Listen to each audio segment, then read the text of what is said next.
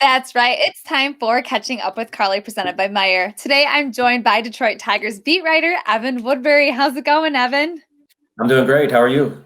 Great. Okay, so let's start talking about baseball because that's something I really want to pick your brain about. We're about a sixth of the way through the baseball season. Tigers are doing pretty good. Are you confident in their gameplay to keep the streak going?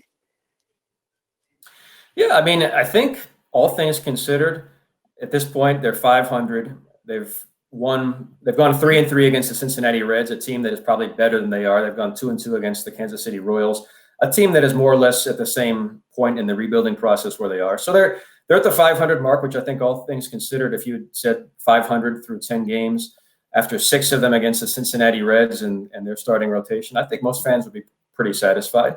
And I think there have been enough bright spots, probably a lot more bright spots than concerns through 10 games of the season. And the reality is, if this were a normal season, you'd say 10 games, you can't really draw any conclusions. You shouldn't worry good or bad about how things are going. But this is not a normal season, and 10 games is about 1/6. Well, it is exactly 1/6 of the schedule. So they've already played quite a bit of baseball, and I think it's fair to start drawing some early conclusions about what's happened.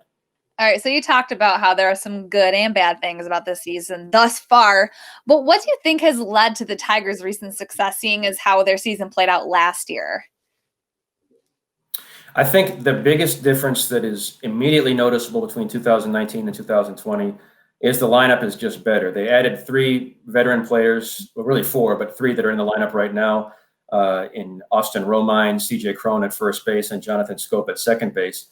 And the upgrade really at those 3 positions has gone from being among the worst offensively in all of baseball to really being at least league average offensively in all of baseball. And that's an enormous upgrade. And you've seen the difference in the lineup already, the power that you're getting from Cron and Schoop at 2 spots that didn't produce a lot of power last year.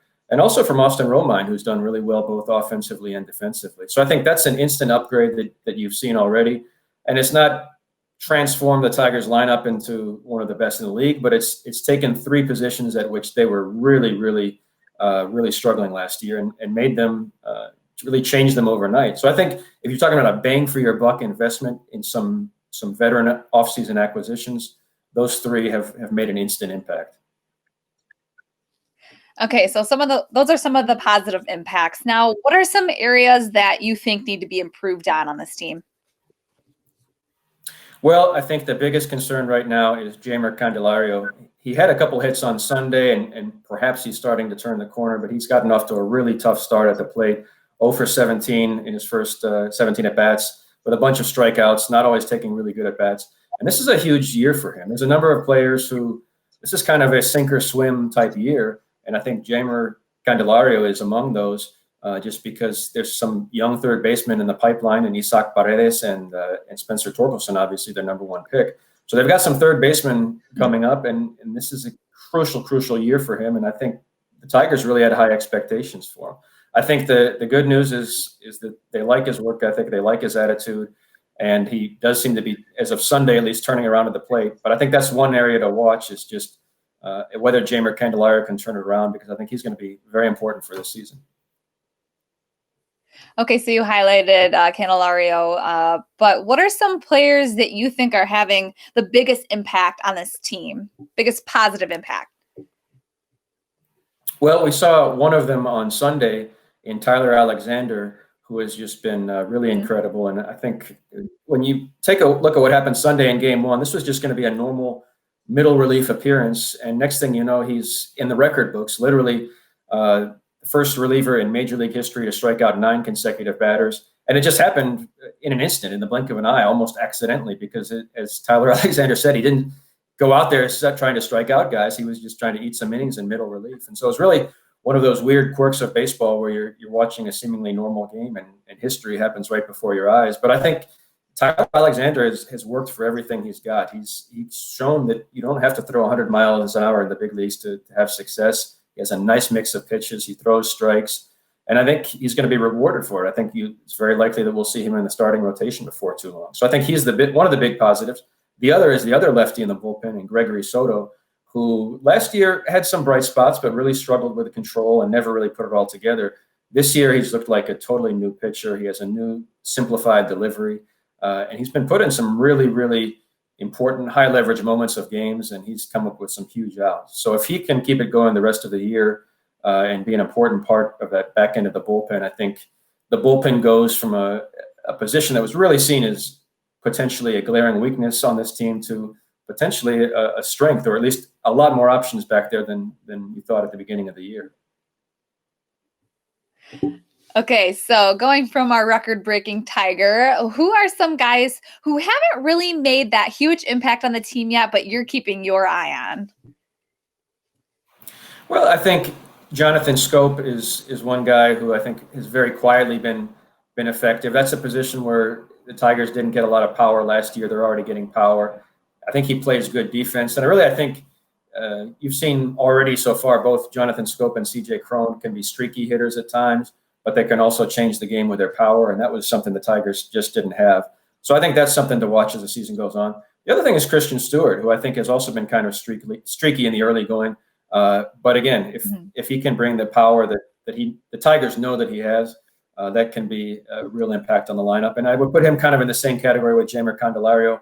This is a huge year for him. This is a chance where he's going to get a chance to try to lock down that left field job over the long term.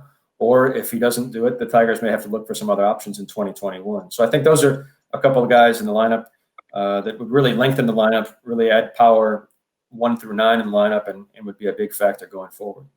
Question of the season. Do you think the Tigers can play their way into the playoff race this year?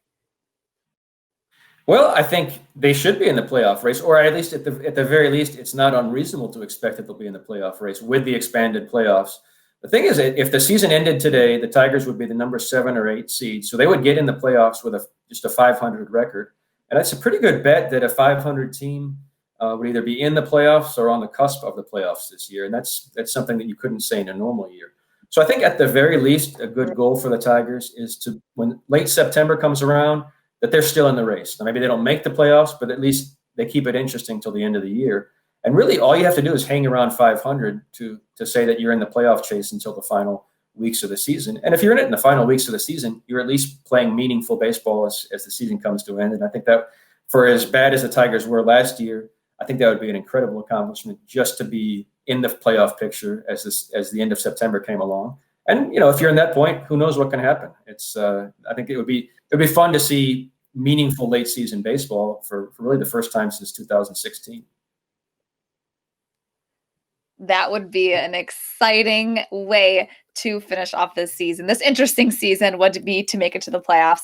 Okay, so you have something called the Tigers Confidential, where people who sign up will receive Tigers updates from you, but not just that, they can also text back and forth with you. So how has that been going, and how do people get involved? Yeah, it's the people that have signed up really love it. The people that sign up for the free trial, it's almost 90% have stuck around, which tells me that they're enjoying it. And the way I would describe it is basically it's a personal conversation with your own personal beat writer. If I don't know the answer, I'll try to find it out for you. It's kind of like your own personal Twitter, but it comes through text messages rather than having to wade through social media. So most people have really enjoyed it. It's a free 14-day trial. It's super easy to cancel. There's no nonsense you have to go through if you don't like it. It's easy to give it a try. Just go to mlive.com/Tigers and you can sign up. Awesome. Well, Evan, I've been lucky enough to talk baseball with you face to face, kind of, but I hope to see you at the ballpark very soon. Thanks again for joining me on Catching Up with Carley, presented by Meijer. Thank you very much.